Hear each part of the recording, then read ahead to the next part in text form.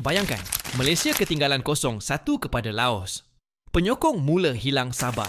Tapi bagaimana pasukan ini boleh bangkit dengan 5 gol di separuh masa kedua? Romel Morales yang dihujani kritikan, tiba-tiba jadi wira dengan 2 jaringan. Adakah ini kebangkitan sebenar atau sekadar satu malam penuh magis? Di saat sorakan masih bergema, Arif Aiman pula terbang ke Riyadh untuk anugerah AFC Player of the Year. Mungkinkah seorang anak muda Malaysia benar-benar mampu menyaingi bintang Asia lain? Dan ketika isu 7 pemain warisan digantung FIFA hampir memusnahkan reputasi negara, tiba-tiba dokumen mereka diluluskan semula. Adakah ini tanda keadilan akhirnya berpihak kepada Malaysia? Atau sekadar babak awal dalam drama yang lebih besar? Jurulatih Peter Klamovski pula mencatat rekod luar biasa, malah mula dibandingkan dengan Park Hang-seo. Mampukah beliau benar-benar membawa Malaysia ke zaman emas baharu? Persoalannya sekarang, adakah Harimau Malaya sedang menulis bab kebangkitan terhebat dalam sejarah bola sepak kita? Atau kita hanya berada di tengah-tengah badai yang belum reda? So, semua kena bertanggungjawab dalam isu ni. Jangan semua sembunyikan tangan ataupun nak selamatkan kepala masing-masing. And then awak nak pergi target saya. No. Tak adil. At least saya berani berdepan. Sebelum interview ni pun saya tak pernah minta awak, tunjuk saya soalan apa nak tanya. Saya anytime, penyokong mana pun, masa saya Presiden FAM, dalam satu hall awak boleh tanya kepada penyokong-penyokong yang ada di situ buat masa itu dan beberapa pihak media juga. Saya duduk di tengah. Saya beri kebebasan kepada setiap penyokong untuk tanya saya apa saja. Di JDT pun benda tu saya dah buat lama, sampailah ke hingga hari ini. Itu pasal saya cakap tadi, engagement antara kelab, persatuan, penyokong, pihak media kena ada transparansi. Kalau tidak, macam-macam soalan ataupun macam-macam cerita yang akan timbul yang tak berfaedah. Untuk tujukan jari, salahkan mana-mana pihak memang senang. Tetapi itu tak akan selesaikan apa-apa masalah. Yang akan selesaikan masalah adalah kita kena cari solution apa masalah tersebut dan cuba memperbaiki masalah tersebut. Jadikan satu kelemahan itu kekuatan.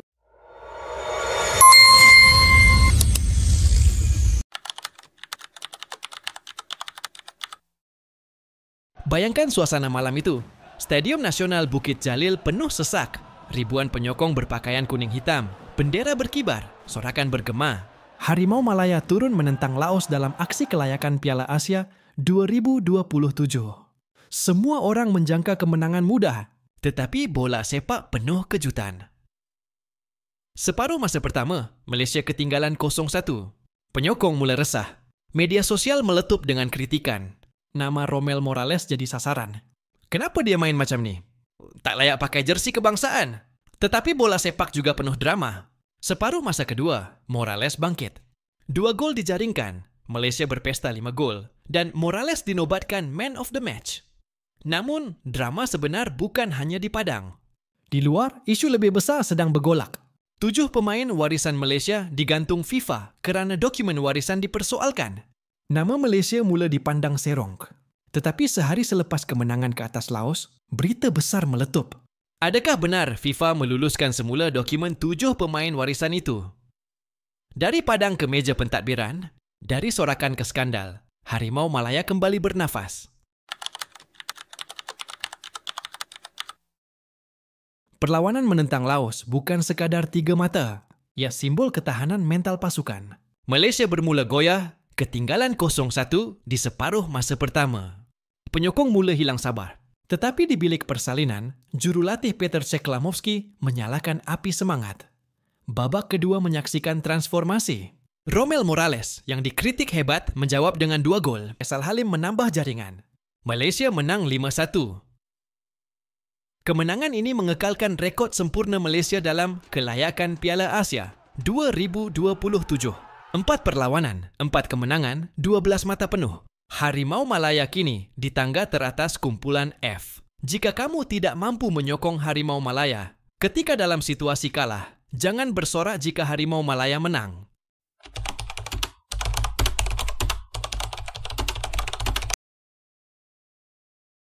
Di sebalik kemenangan itu, bintang muda negara Arif Aiman terus mencuri perhatian. Beliau berlepas ke Riyadh, Arab Saudi, untuk menghadiri majlis anugerah AFC Player of the Year 2025. Arif tercalon bersama 2 nama besar Asia, Akram Afif, Qatar, dan Salem Al-Dawsari, Arab Saudi. Pencalonan ini menjadikan Arif pemain Malaysia pertama yang menembusi senarai akhir anugerah berprestis tersebut.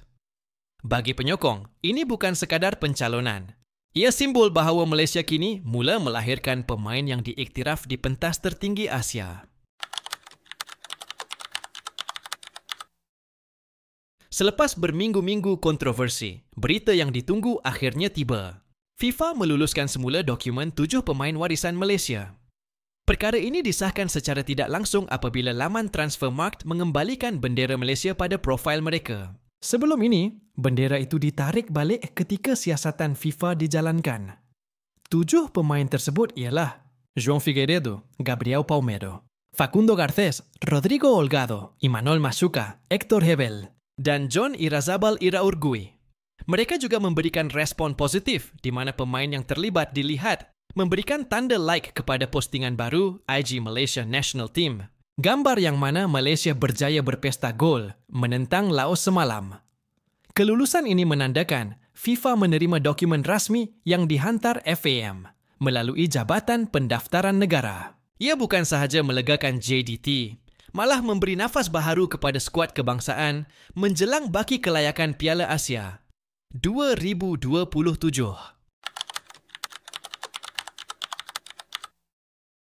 Jurulatih Australia ini kini menjadi buah mulut peminat. Sejak mengambil alih pada awal 2025, Peter Cklamovski mengekalkan rekod tanpa kalah dalam 7 perlawanan awal. Antara pencapaiannya, menewaskan Palestin, ranking 99 dunia, seri dengan Cape Verde ranking 80, dan baru-baru ini layak secara merit ke Piala Dunia 2026, menamatkan badi kekalahan dengan Vietnam, mengutip 4 kemenangan dan 1 seri dalam 5 aksi pertama. Tidak hairan beliau mula dibandingkan dengan Park Hang-seo, jurulatih yang membawa Vietnam ke zaman emas. Namun, di sebalik berita gembira, isu skandal dokumen masih menghantui. FIFA sebelum ini mendedahkan wujud ketidakselarasan dalam dokumen asal 7 pemain warisan, lalu menjatuhkan hukuman gantung. Bekas Perdana Menteri, Tun Dr. Mahathir Mohamad, mendakwa wujud individu berpengaruh di sebalik pemalsuan dokumen tersebut. Beliau menyifatkan ia sebagai cubaan menipu di peringkat antarabangsa, sesuatu yang hanya boleh dilakukan oleh pihak yang merasakan diri mereka kebal daripada undang-undang.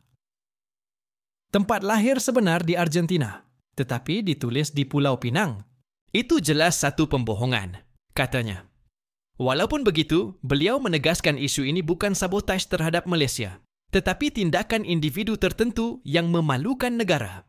Adakah benar apa yang dikatakan Tun Dr. Mahathir Mohamad? Kita lihat di ruangan komen. Isu pemain warisan membuka perdebatan besar. Ada yang menyokong melihat ia sebagai jalan pintas untuk meningkatkan kualiti skuad.